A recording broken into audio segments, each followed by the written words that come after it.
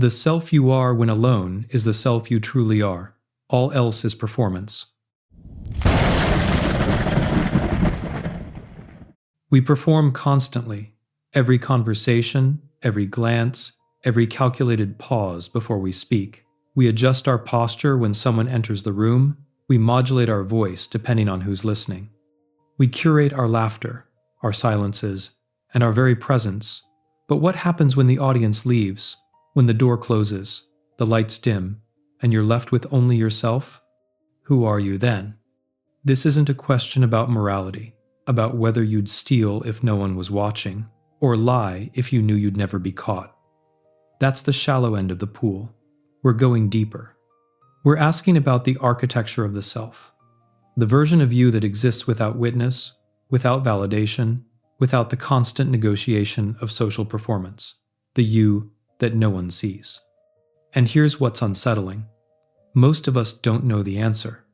We've been performing for so long that we've forgotten there's a difference between the actor and the role. We've confused the mask with the face beneath it. And in those rare moments when we're truly alone, genuinely unwatched, we sometimes catch a glimpse of something we don't recognize. A stranger wearing our skin. The question isn't just philosophical, it's existential. It's about authenticity, identity, and the terrifying possibility that maybe, just maybe, there's no core self at all. That we're nothing but a series of performances, each one tailored to its audience, and when the audience disappears, so do we. Let's find out. The French philosopher Jean-Paul Sartre had this concept he called the look, or le regard. It's the experience of being seen, of being observed by another consciousness. And what Sartre noticed was that the moment we feel ourselves being watched, something fundamental changes in us. We become objects in the gaze of the other. We freeze. We perform. Think about it. You're alone in your apartment, completely relaxed, maybe scratching somewhere you shouldn't, singing off-key, moving in ways that are utterly unself-conscious. Then you notice someone watching through the window, or you realize your roommate has been standing in the doorway for the past 30 seconds. What happens? Instant transformation. Your body tenses. Your movements become deliberate and controlled. You become aware of yourself as an object being perceived. Sartre called this phenomenon being for others, as opposed to being for itself. When you're alone, you exist in a state of pure subjectivity. You're the center of your own universe, experiencing the world from the inside out. But the moment another consciousness enters the picture, you split. Part of you remains subjective, but another part becomes objective. You see yourself as the other sees you. You become both subject and object simultaneously. And here's the disturbing part. Sartre argued that we can never truly escape this. Even when we're physically alone, we carry the internalized gaze of others with us. We've absorbed society's judgment, its expectations, and its standards. We've built what he called bad faith into the very structure of our consciousness. We perform even when no one's watching because we've internalized the audience. The question then becomes whether there's any way back. Whether we can strip away the layers of social conditioning, the internalized judgments, and the constant self-monitoring and find something authentic underneath, or whether authenticity itself is a myth, a comforting story we tell ourselves to avoid the more unsettling truth that we're nothing but performances all the way down. Sartre was pessimistic about this. He believed we're condemned to this split existence, forever caught between being for itself and being for others. But other thinkers weren't so sure. They thought there might be a way through, a path back to something genuine. The ancient Greeks had a word for this, idios. It's where we get the word idiot from, but originally it meant something different. It meant private, separate, one's own. An idiot was someone who lived a purely private life, who didn't participate in public affairs. And in ancient Athens, this was actually considered a form of stupidity, a failure to be fully human. Because for the Greeks, particularly Aristotle, humans were fundamentally social animals. We become who we are through interaction with others. Our virtues, our character, and our very identity are forged in the public sphere through participation in civic life. To withdraw from society, to live entirely in privacy, was to miss the point of being human.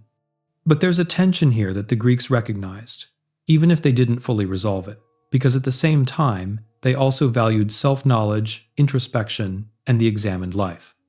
Socrates' famous dictum, "Know thyself," implies a turning inward, a private investigation of one's own soul. So which is it? Are we most ourselves in public or in private? In performance or in solitude? The Roman Stoics took this further.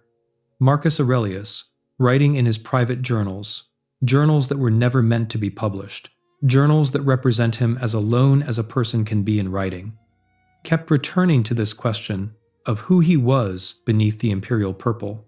Strip away the title, the power, and the expectations, and what remains? He had a practice.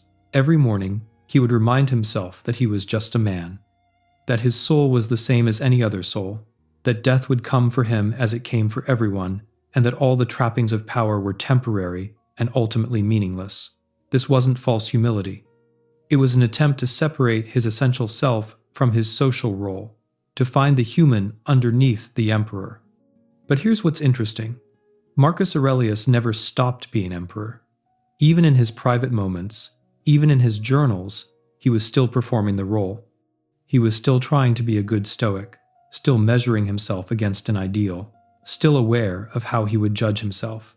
The private self and the public self bled into each other. The boundaries were porous. And maybe that's the point. Maybe the question itself is wrong.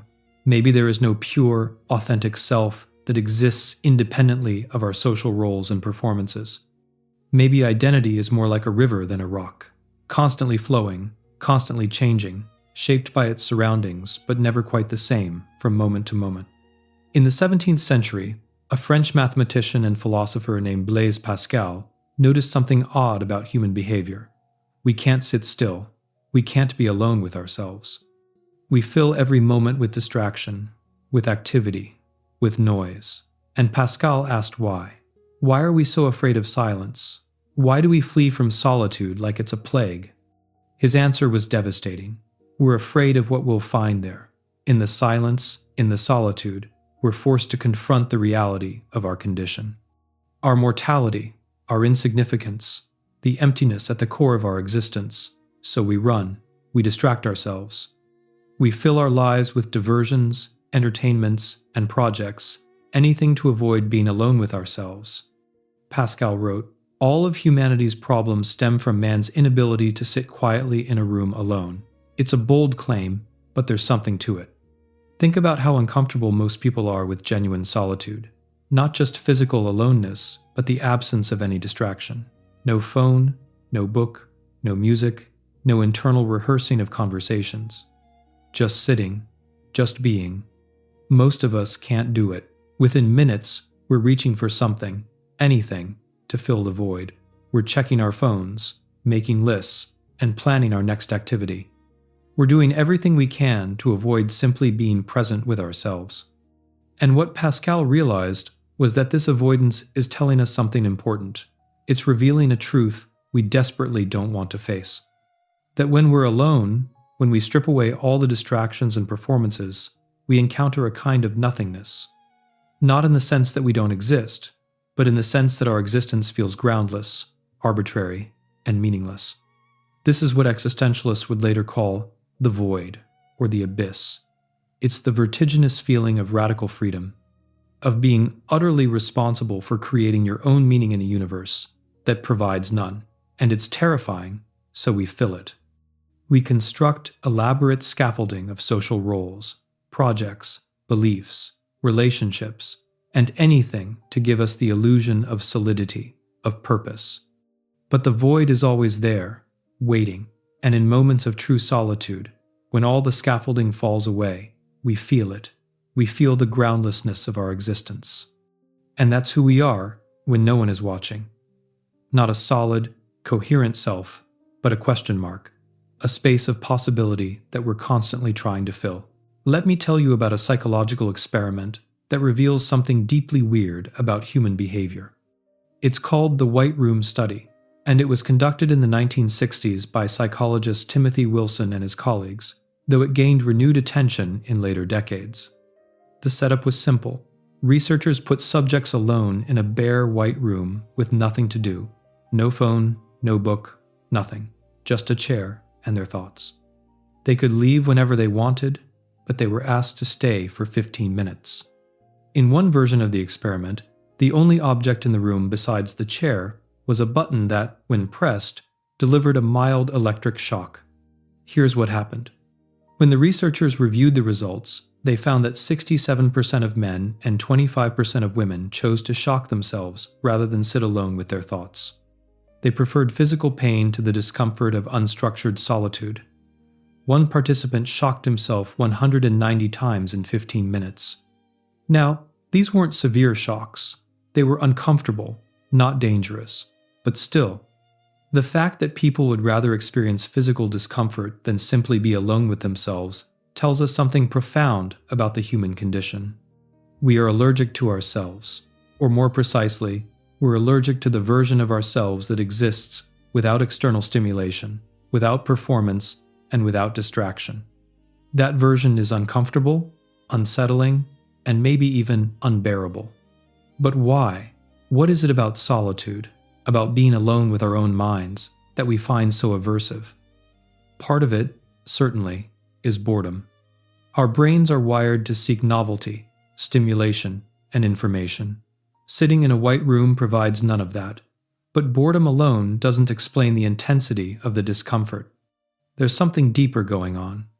I think what people are experiencing in that white room is a confrontation with the constructed nature of their identity. See, when we're engaged with the world, when we're interacting with others, or focused on tasks, our sense of self feels solid, coherent, and real. We know who we are, because we're doing things, relating to people, playing our roles. But remove all of that. Remove the tasks, the interactions, and the external references, and suddenly the self starts to feel less solid, less real. We become aware of the arbitrary nature of our thoughts, the randomness of our mental associations, and the fact that beneath the surface narrative of I am a person with a coherent identity, there's just a stream of disconnected sensations, memories, and impulses. This is what Buddhists have been saying for thousands of years, of course, that the self is an illusion, a construct, a story we tell ourselves to create the appearance of continuity and coherence. And in deep meditation, when you strip away all the distractions and simply observe the mind, you can see this directly. You can watch the self dissolve. But most of us aren't ready for that. Most of us need the illusion of a solid self to function in the world. So when we're placed in a situation that threatens to reveal the constructed nature of identity, we panic. We reach for anything, even physical pain, to reassert the sense that we're real, that we're here, that we exist. The person who shocked himself 190 times wasn't just bored. He was fighting for his psychological life. He was desperately trying to feel real in a situation that was revealing his unreality. Now let's talk about masks. Not the literal kind, though those are relevant too. I'm talking about the masks we wear socially, the personas we adopt in different contexts. And here's where it gets interesting, because it turns out we're not just wearing one mask. We're wearing dozens, maybe hundreds, and we switch between them so seamlessly we don't even notice we're doing it. Carl Jung, who we'll return to in more depth, called this the persona. It's the face we present to the world, the role we play in social situations. And Jung was clear that the persona isn't the same as the true self. It's a compromise between who we really are and what society expects of us. It's necessary for functioning in the world, but it's also dangerous because we can start to believe that the mask is the face. Jung wrote about patients who had become so identified with their personas that they'd lost touch with everything else. The successful businessman couldn't stop performing success even at home. The devoted mother who couldn't remember who she was before she had children. The intellectual who couldn't turn off the need to appear smart even in casual conversation. These people had forgotten they were wearing masks. They'd confused the performance with the performer. And when the mask inevitably failed them, when they retired, or the kids left home, or someone challenged their intelligence, they experienced a kind of psychological collapse, because they'd built their entire identity on something external, something performative, and now it was gone. But here's the complication. Jung also argued that we can never fully remove the persona. It's not like we can just strip away all social conditioning and find some pure, authentic self underneath. We're social creatures. We need roles, relationships, and structures. The persona serves a function. It helps us navigate the world. The goal, then, isn't to eliminate the persona, but to maintain awareness of the distinction, to know that you're playing a role while you're playing it, to be able to step back and recognize, this is the mask I wear at work, this is the mask I wear with my family, this is the mask I wear with friends, and crucially, to have access to something deeper than any of these masks. But what is that something deeper? Jung called it the self, with a capital S, distinct from the ego or persona. It's the totality of the psyche, both conscious and unconscious, the integrated whole that includes all our masks but isn't reducible to any of them. And according to Jung, we encounter this self most directly in solitude, in dreams, and in moments of deep introspection. But here's where it gets strange, because even in solitude, even when we think we're finally alone with our true self, we're still performing. We're still watching ourselves, judging ourselves, and narrating our experience. There's still an internal audience, an internalized observer that won't shut up. So who's watching when no one else is? Who is that internal observer? Is it another mask, another layer of performance? Or is it something more fundamental, the irreducible core of consciousness itself? These are questions that have haunted philosophers and psychologists for centuries, and we still don't have clear answers. But the very fact that we can ask them, the very fact that we can observe ourselves, observing ourselves, tells us something important about the structure of human consciousness. We are, as one philosopher put it, beings for whom being is an issue. We can't help but be aware of ourselves, can't help but perform for ourselves, even when no one else is watching. And maybe that's the deepest answer to our question, who are you when no one is watching? You're the one who's watching. Let me tell you a story about a monk.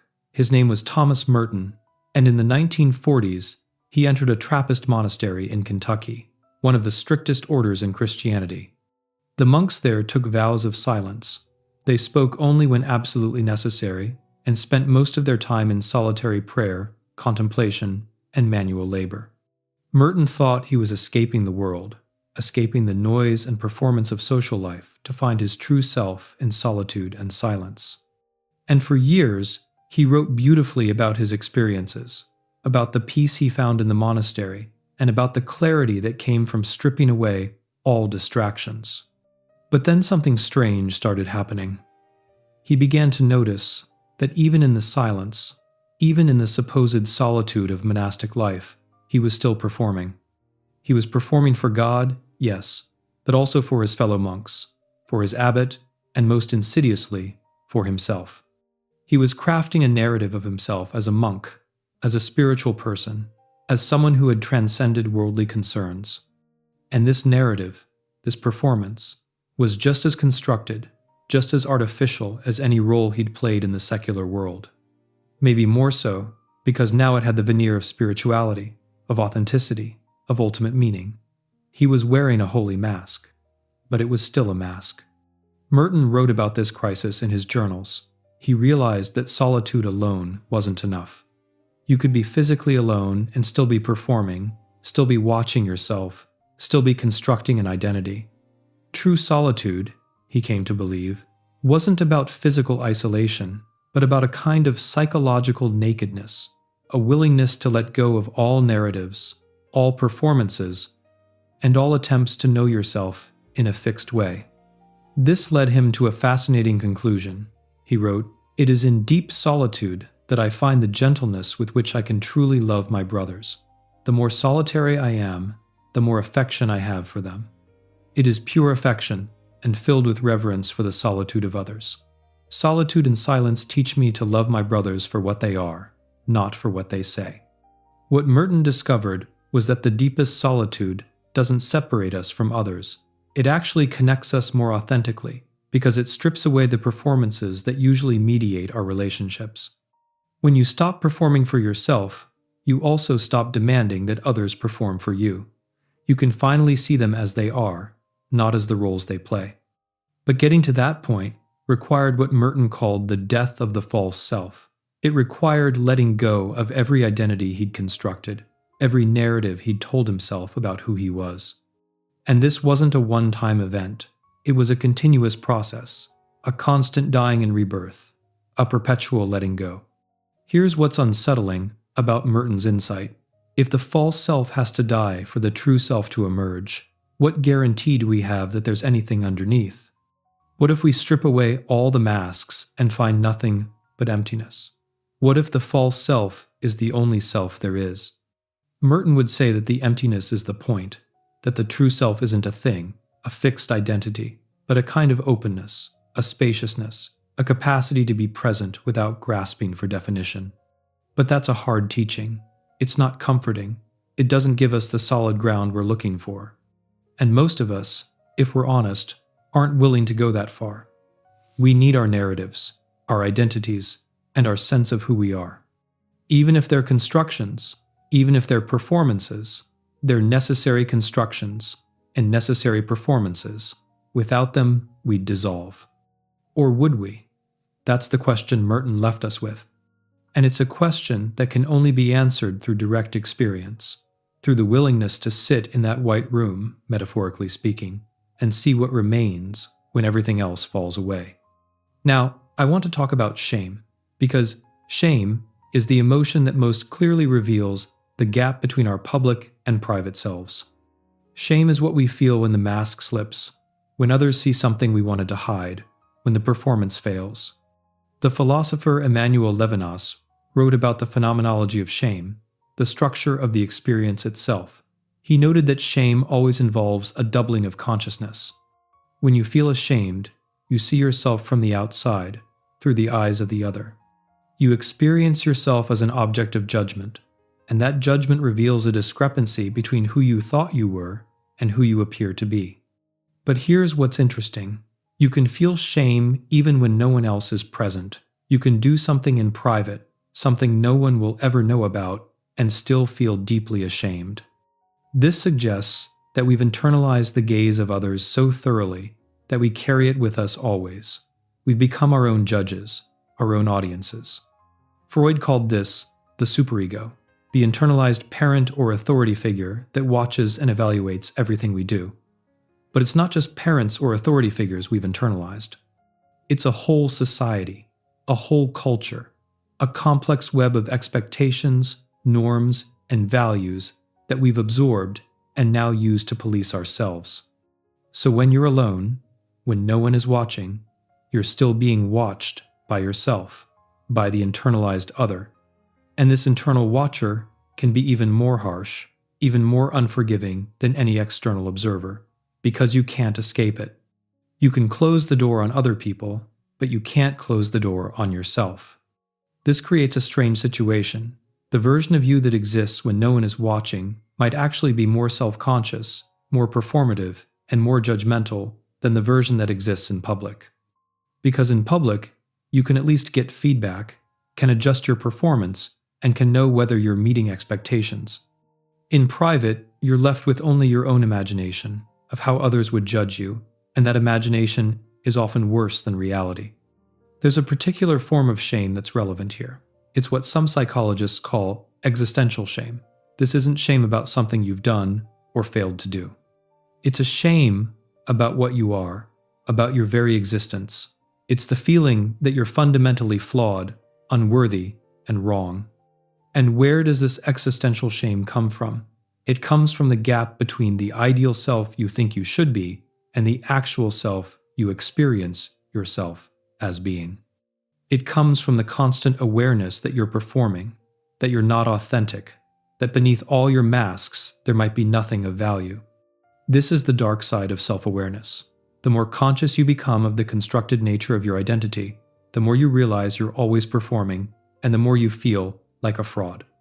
And this fraudulence can breed a deep, pervasive shame that colors everything you do, even in solitude. Some philosophers and therapists have argued that the solution is radical self-acceptance. Just accept that you're a performer, that you're multiple selves, and that there's no fixed core. Embrace the multiplicity. Stop trying to be authentic, and just be skillfully performative instead. But others argue that this is a kind of giving up, a surrender to the fragmentation of modern life. They believe there's still something worth striving for, some form of integration, some way of being that's more honest, more whole, and more real than mere performance. Who's right? Maybe it depends on what we mean by real. Maybe it depends on what we're willing to sacrifice in pursuit of authenticity. Maybe it depends on whether we can tolerate the vertigo of living without a fixed identity. Let's go back to ancient Greece one more time, because there's a myth that's relevant here, the story of Narcissus. Most people know the basic outline. Narcissus sees his reflection in a pool of water, falls in love with it, and wastes away staring at his own image. It's usually read as a cautionary tale about vanity, about self-love taken to destructive extremes. But there's another way to read it. Narcissus doesn't recognize that the image is himself. He thinks it's someone else, another beautiful being that he desires. He's in love with his own reflection because he doesn't know it's a reflection. He mistakes the image for reality. And this, I think, is closer to the truth of our situation. When we're alone, when we examine ourselves, we're always looking at a reflection, an image, a representation. We can never see ourselves directly. We can never escape the mediation of consciousness, the fact that awareness itself creates distance. The Buddhist teacher Ajahn Chah used to ask his students, "Who is the one who knows? When you're aware of your thoughts, your feelings, and your perceptions, who is the one doing the knowing?" If you try to turn attention back on itself to observe the observer, you just create another layer of observation. It's like trying to see your own eyes without a mirror. It can't be done. This is what the Vedantic philosophers called the witness consciousness. There's a part of awareness that's always prior to whatever you're aware of. It's the ground of experience, but it can never itself become an object of experience. It's you, but it's not you. It's the space in which all your performances occur, but it's not itself a performance. Some spiritual traditions say this witness consciousness is the true self, the unchanging awareness that persists through all the changes of life. Others say it's not a self at all, that calling it a self is just another conceptual mistake, another attempt to grasp what can't be grasped. But either way, there's something here that's worth attending to. When you're alone, when you strip away the performances and the personas and the internal narratives, what remains? There's still awareness. There's still consciousness. There's still the fact of experiencing, even if what you're experiencing is emptiness or uncertainty, or the absence of a fixed identity. And maybe that's the answer to our question. Who are you when no one is watching? You're the watching itself. You're the awareness that's always already there, prior to all the constructions and performances. You're not a what or a who, but a happening, a process, an opening. This isn't very satisfying, is it? We want something more concrete, more definite. We want to be able to point to something and say, "This is me. This is my true self." But maybe the dissatisfaction itself is instructive. Maybe it's telling us that we're asking the wrong kind of question. There's a concept in psychology called theory of mind. It's the ability to attribute mental states to others, to recognize that other people have beliefs, desires, intentions, and experiences different from your own. Children develop this ability around age 4 or 5. Before that, they're essentially solipsistic. They don't fully grasp that others have inner lives. But here's what's weird. Even as adults, even though we supposedly have a fully developed theory of mind, we still struggle to really believe in the subjective experience of others. We know intellectually that everyone around us has an inner life as complex and vivid as our own, but we don't feel it. We can't access it directly. The philosopher Thomas Nagel wrote a famous essay called, "What is it like to be a bat?" His point was that even if we knew everything there is to know objectively about bat neurology, bat behavior, and bat sensory systems, we still wouldn't know what it's like to be a bat, to have the subjective experience of being a bat, There's an irreducible firstness to experience that can't be captured from the outside. And the same is true of other humans. I can never know what it's like to be you, to have your experiences, to see the world from your perspective. You're forever alien to me, no matter how close we are, no matter how much we share, and I'm forever alien to you.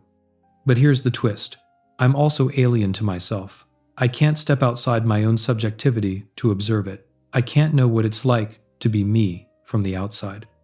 I only ever have the inside view, and the inside view is constantly shifting, constantly changing, and constantly disappearing, even as it appears.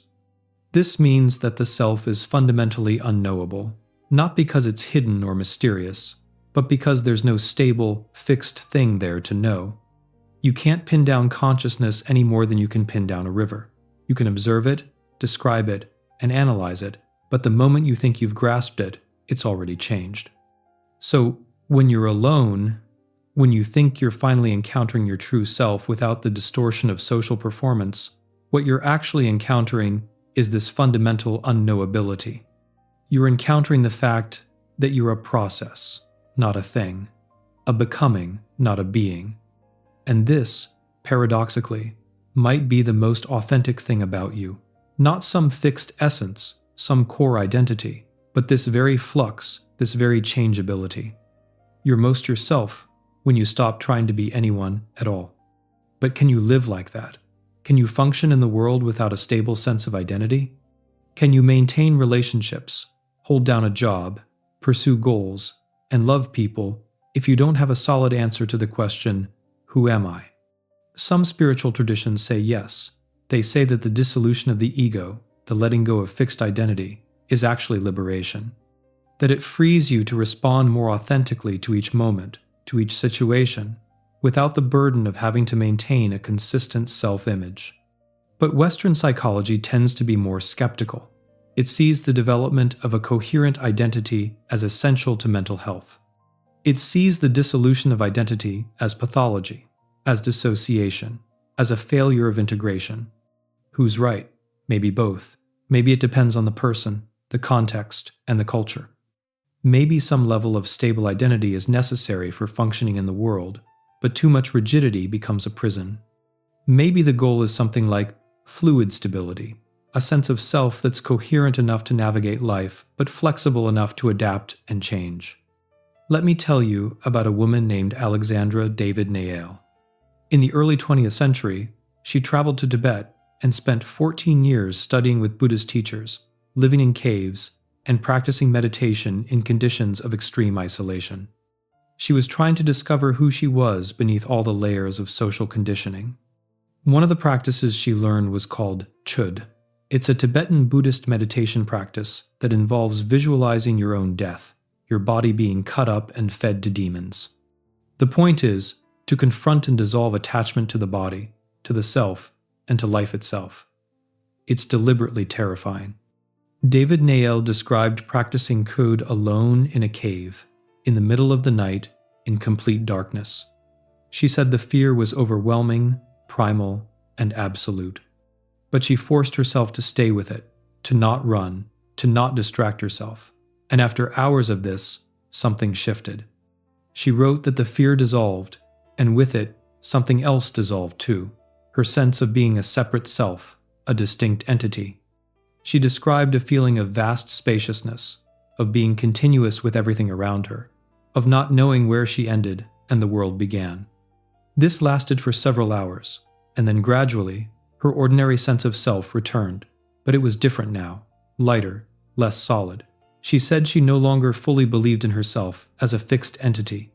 She could see through the construction, even as she continued to live within it.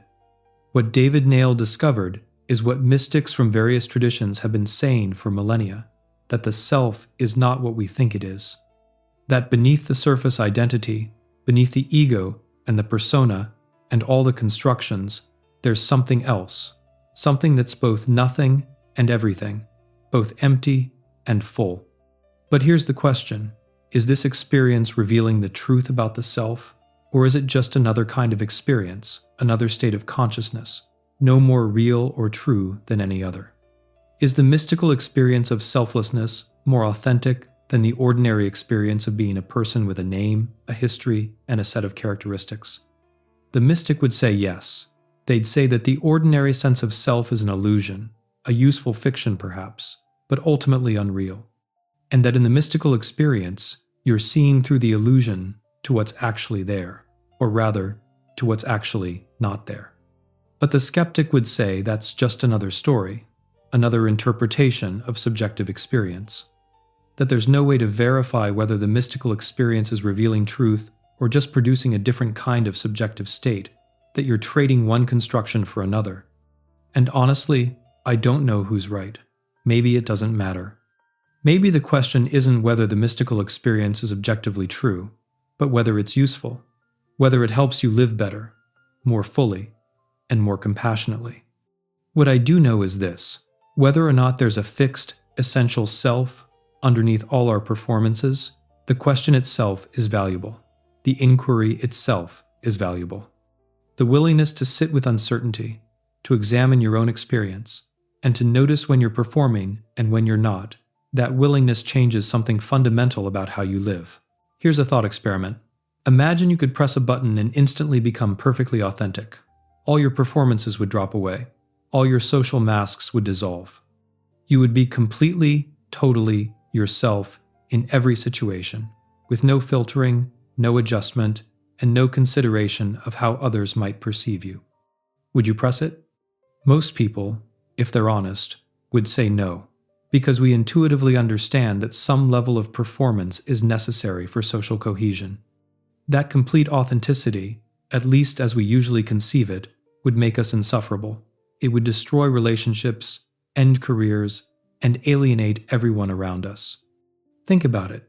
If you said exactly what you thought in every moment, if you expressed every fleeting emotion without censorship, if you never adjusted your behavior based on context, you'd be a monster. Or at least, you'd be someone no one wanted to be around. So authenticity, at least in the pure, radical sense, isn't actually desirable. What we really want is something more nuanced. We want to be authentic enough to feel genuine, to feel like we're not betraying ourselves, but not so authentic that we're destructive. We want what the philosopher Harry Frankfurt called sincerity rather than authenticity. Sincerity means being true to what you genuinely care about, what really matters to you, even if that means performing different roles in different contexts. It means maintaining integrity and a coherent set of values and commitments, even while adapting to circumstances. The sincere person can be a different employee and friend and parent and partner, not because they're fake, but because they're responding appropriately to different relationships and contexts. The key is that there's a through line, a consistency of character, even though the external manifestation changes. This is closer to what most of us are actually looking for when we talk about being ourselves. We're not looking for some pure, unchanging essence that we express identically in all situations. We're looking for a sense of coherence, of not feeling split, of living in alignment with our values. But here's the problem. How do we know what our values really are? How do we distinguish between the values we genuinely hold and the values we've absorbed from society, from our parents, and from culture? How do we know when we're being sincere and when we're just performing sincerity? This is where it gets recursive, where the questions start to eat themselves. Because the moment you try to examine your own motivations, your own values, and your own authenticity, you create distance. You split into observer and observed, and which one is the real you? The one doing the examining or the one being examined? Maybe both, maybe neither. Maybe the question itself is the trap, and we need to stop asking it, stop trying to find the real you.